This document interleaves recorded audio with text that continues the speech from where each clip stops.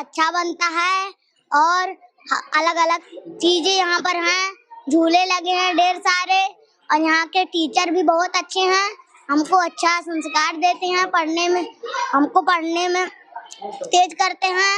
यहाँ पे ढेर सारा व्यवस्थाएं हैं और तो बेटा कैसा रहता है, खाना कैसा बनता है? खाना बहुत अच्छा बनता है यहाँ का, अलग अलग के तरह बनते हैं, वो अच्छे बच्चे हैं। आज खिचड़ी बनी है।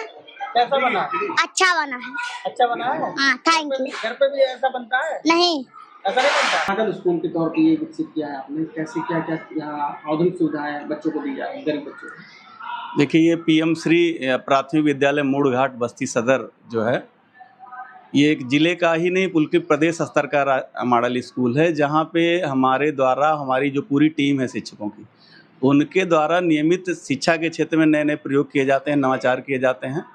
और चाहे नामांकन को लेके हो, चाहे यहाँ के इंफ्रास्ट्रक्चर को लेके हो, जैसा आप देख पा रहे होंगे, यहाँ की साफ़ सफाई को लेके हो गई बात हो, या यहाँ के एमडीएम की बात हो, या आईसीटी के माध्यम से, स्मार्ट क्लास के माध्यम से शिक्षा व्यवस्था की बात हो, आप सभी, हमारी पूरी टीम ये प्रयास करती है कि हम नंबर 1 रहें और उसके लिए दिन रात काम करते हैं।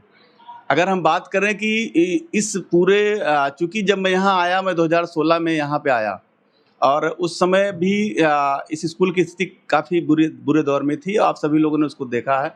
19 बच्चे मुझे मिले थे, लेकिन जैसे ही हम यहाँ ज्वाइन किए तो जन सहयोग से हमने इस स्कूल को बनाना शुरू किया। लेकिन 2017 में जब से ये सरकार आई, तब से ऑपरेशन कायाकल्प को लेके, स्कूलों के विकास को लेके, चाहे स्कूलों में टाइलीकरण की बात हो, चाहे टॉयलेट्स की बात हो, चाहे अतिरिक्त कक्षों की बात हो, चाहे फर्नीचर की बात हो, और चाहे स्मार्ट क्लास की बात हो, इन सब पे हमारी सरकार ने अच्छा काम किया और उसका बेनिफिट इस स्कूल को मिला।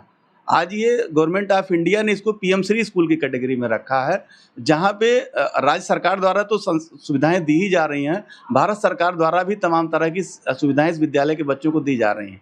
और आप देख पा रहे हैं कि हमारा इंफ्रास्ट्रक्चर, हमारी आज की जो इस समय की जो आज की हमारी नामांकन 211 बच्चों का है, जबकि हमारे पास 6 क्लासरूम टोटल हैं, इसमें एक ऑफिस भी है। तो हमारे पास जगह नहीं है, नहीं तो हम 1000 बच्चे शायद यहाँ एडमिशन कर पाते। क्योंकि शहर से सटा स्कूल है, यहाँ पे हम बहुत एक्सटेंड भी नहीं कर सकते। अभी आपने बगल में हमने लगभग 2000 स्क्वायर फीट एक्वायर्ड किया है, तो थोड़ी सी जगह हमारी बढ़ी है और ये नई बिल्डिंग का कंस्ट्रक्शन इसी सरकार के दौर में हुआ है। तो इंफ्रास्ट्रक्चर पे हमारा विद्यालय नंबर 1 है, क्वालिटी एजुकेशन पे नंबर 1 है, स्वच्छ विद्यालय, भारत सरकार द्वारा स्वच्छ विद्यालय पुरस्कार दिया जाता है पूरे देश के स्कूलों को, वो इस विद्यालय को मिल चुका है, 3 बार मिल चुका है। तो स्वच्छता के मामले में हम एक अपने आप को स्टैंड करते हैं, तभी ये अवार्ड बार मिलता है इस स्कूल को। नेशनल लेवल पे पूरे उत्तर प्रदेश से एकमात्र शिक्षक को नेशनल अवार्ड 2018 में मिला, वो मुझे मिला है, इसी विद्यालय के उसमें ये गौरव हासिल हुआ है। साथ ही साथ स्टेट लेवल पे ढेर सारे सम्मान हमको प्राप्त हुए हैं, हमारे विद्यालय को प्राप्त हुए हैं।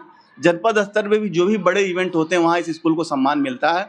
और उन सब के पीछे जो कारण है वो ये है कि हमारे स्कूल में अच्छी पढ़ाई होती है। हम चैलेंज करते हैं किसी भी नियर बाई प्राइवेट स्कूल के बच्चों से अपने स्कूलों को कंपेयर करने के लिए। हमारे पास जितने भी संसाधन हैं, जितने भी शिक्षक हैं, जी जान से मेहनत करते हैं और कोशिश करते हैं कि हमारा स्कूल नंबर 1 के ही दायरे पे बना रहे। मिड डे मील भी बच्चों को यहाँ, हाँ बिल्कुल, सरकार द्वारा मिड डे मील केंद्र सरकार के और विशेषकर सुप्रीम कोर्ट के निर्देश पे पूरे उत्तर प्रदेश में सरकारी स्कूलों में संचालित हो, हमारे यहाँ भी है। और हमारे यहाँ जो मेनू है उसके अकॉर्डिंग खाना बनता है। फॉर एग्जांपल सोमवार अगर है तो रोटी सब्जी के साथ हम लोग एक दिन फल के रूप में बच्चों को देते हैं, वो भी पूरा फल होता है, केला होगा, सेब होगा, जो भी होगा, एक बच्चे को पूरा पीस दिया जाएगा। मंगलवार को दाल चावल देते हैं, बुधवार को हम लोग ताहरी के साथ 150 ml दूध भी देते हैं बच्चों को, और गुरुवार को फिर हम लोग रोटी सब्जी देते हैं। आज शुक्रवार है, आज ताहरी है मेनू में, तो ताहरी बन रही है, अभी आप उसको देखें। क्वालिटी पे सवाल का सवाल ही नहीं है, उसके 2 कारण हैं। एक तो हमारा जो हर रसोइया हो किसी ना किसी बच्चे का माँ बाप है, जो बच्चा यहाँ स्कूल में पढ़ता है, तो वो अपने बच्चे को ऐसा कुछ नहीं उसके लिए बनाएगा जो उसके सेहत के लिए फ़ायदेमंद ना हो या नुकसानदायक हो। दूसरी उससे भी बड़ी चीज़ है, हमारे हर शिक्षक की जिम्मेदारी है कि प्रतिदिन खाना चेक करता है, खा के चेक करता है। तो वो हमारे यहाँ रोटेशन है शिक्षकों के लिए, वो प्रतिदिन खाना खा के चेक करते हैं। तो अगर थोड़ी मोड़ी कमी रसोइये से रह भी गई तो हमारे शिक्षक वो पर डे उसको करते हैं। प्लस ही मदर समूह का गठन भी है, माता समूह का, वो माताएं भी समय समय पे स्कूल के आके एमडीएम को चेक करती हैं हमारा विभाग का खुद एक टास्क फोर्स है जो हर महीने हर स्कूल को टच ही करता है, कंपलसरी है टच करना। अगर वो नहीं एक महीने भी किसी स्कूल की जांच नहीं होगी तो ऐप में शो करेगा ब्लैंक, ऑनलाइन होता है। तो अधिकारी आता है, खुद चेक करता है, हमें रजिस्टर में मेंशन करता है, ऑनलाइन ऐप पे करता है।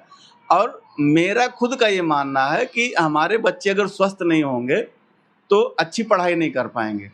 तो मेरी खुद की सोच है, सरकार अच्छा कर रही है, उसके साथ मेरी कोशिश होती है कि कभी भी, आज 10 साल मुझे यहाँ आए हुआ, एक दिन भी इस विद्यालय में एमडीएम बंद नहीं हुआ। चाहे राशन आया हो चाहे ना आया हो, पैसा भले देर से आया हो, लेकिन हमने एमडीएम को बंद नहीं होने दिया। हमने अपने पैसे से, अपने संसाधनों से उसे जारी रखा है। सरकार जो व्यवस्था दे रही है वो क्या काफी है स्कूल? देखिए, सरकार जो व्यवस्था दे रही है वो आपको पता है, 6 रुपये 78 पैसे एक बच्चे पे कन्वर्जन कास्ट एक दिन की जो है आती है। और 6 रुपये 78 पैसा वास्तव में देखा जाए तो समय के अकॉर्डिंग कम है एक बच्चे पे। सर, मेरा निवेदन है कि जैसे सरकार इतनी सारी चीज़ें अच्छी कर रही है, बच्चों के एमडीएम पे जो कन्वर्जन कास्ट है उसको थोड़ा बढ़ाना चाहिए। कम से कम मेरे ख्याल से 15 रुपये के आसपास एक बच्चे पे खर्च होना चाहिए, तो जो हम और उसको बेहतर कर पाएंगे। तो क्या ये खाने पे है? हाँ, 6.78 पैसे एक बच्चे के एक दिन के खाने पे सरकार देती है, वो भी रियल अटेंडेंस पे, जो जितने बच्चे पढ़ने आए होते हैं उस पे मिलता है। तो क्वालिटी ऑफ एजुकेशन की बात करें तो आप किस तरह की एडवांस टेक्नोलॉजी बच्चों को पढ़ाने में उपयोग करते हैं? देखिए, 2 चीज़ें हैं। एक तो क्वालिटी ऑफ एजुकेशन पे इस सरकार ने अभी तक अभूतपूर्व काम किया है। निपुण भारत मिशन लागू है देश में, और उत्तर प्रदेश पूरे देश में इसे लागू करने वाला पहला प्रदेश है।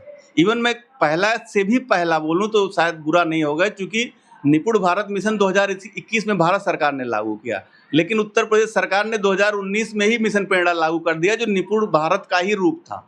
तो उसके अंतर्गत क्या किया गया कि सरकार ने निपुण लक्ष्य निर्धारित किए, निपुण तालिकाएं बनाई, उसके अकॉर्डिंग मॉड्यूल्स बनाए शिक्षकों के लिए, संदर्शिकाएं। तो हमारे स्कूल के कक्षा 1 से 5 तक हर कक्षा में संदर्शिकाओं के अकॉर्डिंग शिक्षण हो रहा है। हर क्लास में आप देखेंगे अभी कि वहाँ पे निपुण लक्ष्य टंगे हुए हैं। उन लक्ष्यों को अचीव करने की हर महीने बच्चों को ऑनलाइन उनका टेस्ट होता है, उसके बाद छमाही और तिमाही परीक्षाएं होती हैं, प्लस हर क्लास का एक टाइम टेबल है। हर शिक्षक अपने विषय के अकॉर्डिंग कक्षाओं को लेता है। साथ ही साथ बच्चों को स्मार्ट तरीके से पढ़ाने के लिए हमारे विद्यालय में स्मार्ट क्लास है, जहां बच्चे प्रोजेक्टर के माध्यम से, कंप्यूटर के माध्यम से, और टैबलेट्स, 2 टैबलेट्स हैं जहां पे बच्चे टैबलेट्स के माध्यम से कहानियां पढ़ना और उसको सीखना के साथ साथ अटेंडेंस भी हमारी ऑनलाइन जाती है, टैबलेट्स के माध्यम से सीधे यूपी गवर्नमेंट को जाती है।